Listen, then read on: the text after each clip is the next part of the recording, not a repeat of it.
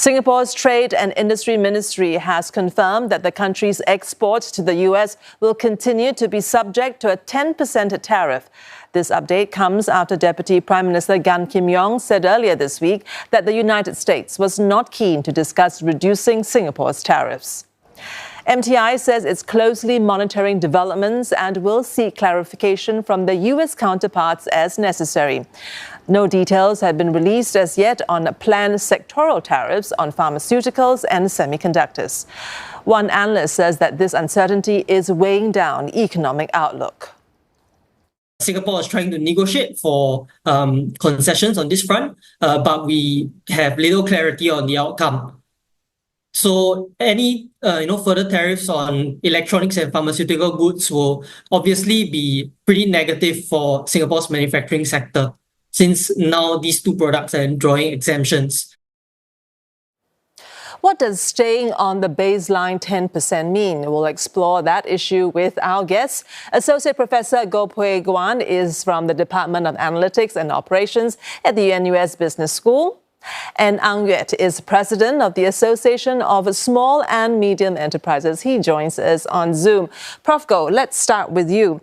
The baseline tariff rate of 10% for Singapore, is it as good as it gets? Well, for the time being, it looks like that's the best that we can get. So if you look at the current tariff situation, the 10% is the lowest.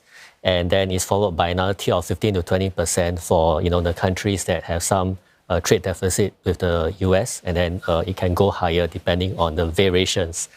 Yeah. Okay, so we got the lowest baseline rate, basically, in this region. Yes. Now, take us through what it means to be at 10% tax. How does it add up to the cost for businesses and for the item at the point of purchase?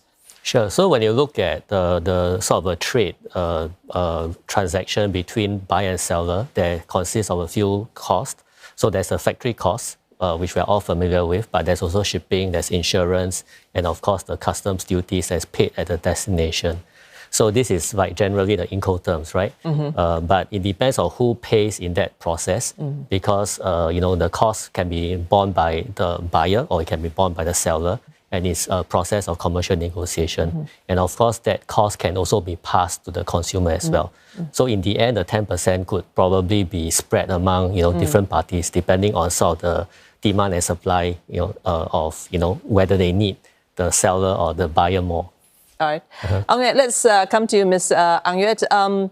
10% for Singapore. How are SMEs reacting to this? Is it like a bittersweet? Are they relieved? And how do they see it as? Is it manageable, or the margins already feeling the squeeze?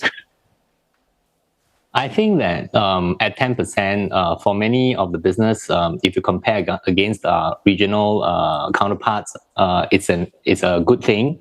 It's definitely the lowest. But many SMEs, when they are in export and they're manufacturing, they are already having their factories, the manufacturing facilities in other countries. Not many actually do 100% manufacturing here. So with this final decision on different percentage in different countries landing, the businesses now have a chance to look at what does it mean finally for them in terms of harmonizing their manufacturing facilities in different countries, and does it mean that they have to shift? Does it mean that they have to diversify? Many have a China plus one model, and what does that mean for them if they're in that case?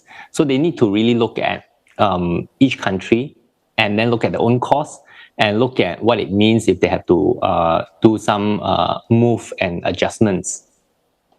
Right. And what kind of support do SMEs say they need from the government to navigate these pressures?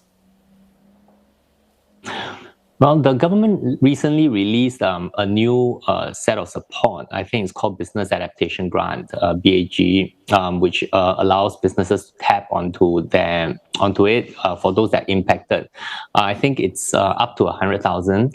But for businesses that have to relocate their manufacturing facilities or do major restructuring because of the tariffs, that amount may not be adequate. And that, I think, would be something that businesses are clearer now that the tariffs, the picture is clearer for everyone. So some of them who are better, worse off, and more impacted may extend certain to the helpline and ask for more support. And what kind of more support do you think is available? I think that when it goes into that situation, it becomes a case by case. And I think the government would need to look across the board and look at whether there are general trending and across different countries and different regions. So the more support actually depends on the severity of the impact and what it means for the business to adapt, right? And most of the time, I think capital expenditure may be something that the government will look at supporting more rather than operating expense. So there may be some major capital expenditure required if they need to shift the manufacturing facilities from one country to another country. All right. Prof, back to you. Singapore does have lower tariff rates comparatively in the region. How does that work in our favor? Well, when you look at the exports to the US, then obviously compared to maybe the other countries, then that would help because that gives us a lower cost of selling into the US market. Of course, having said that, a lot of our trading partners are also in the region. So when we sell to the region, then if they are affected in their exports to the US because of these changing trade configurations, for example, then there may also be some secondary effects on Singapore as well. Okay. Yuit, back to you. How ready are SMEs, to tap on shifting supply chains? Because you talk about, how manufacturing facilities might have to move.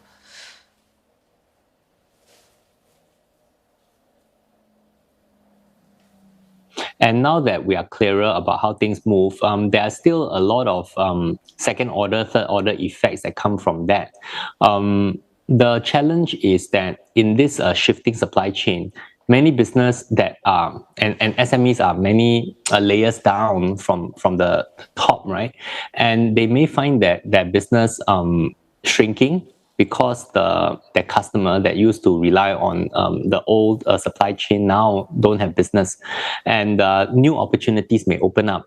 So the challenge for SMEs is to keep their eyes aware of what's going on the macro picture and seeing how that impacts them and adapt to that. So not all are ready, and I think we are encouraging our SMEs to keep a lookout about how market will very likely shift and how competition will evolve. And for SMEs particularly, those that are not involved in export, right? And their challenge is actually a second order, third order effect. And you would get a lot more competitors and other companies opening up in Singapore.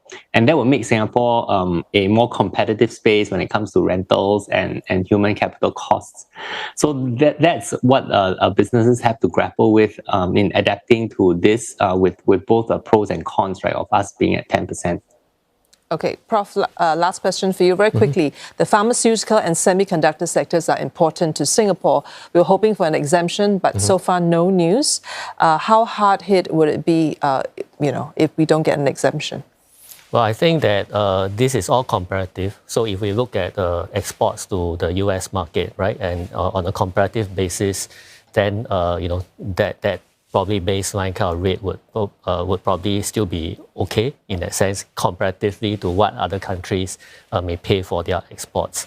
So of course the US also wants to encourage more of their own in-house manufacturing, right, in the country.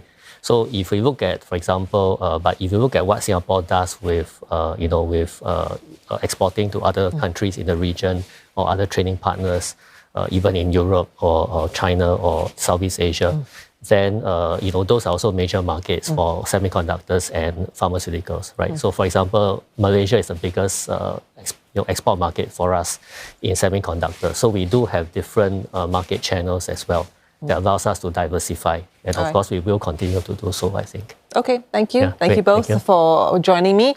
And that was Associate Prof. Goh Puay Guan from NUS Business School, and Mr. Yuit is the President of the Association of Small and Business Enterprises.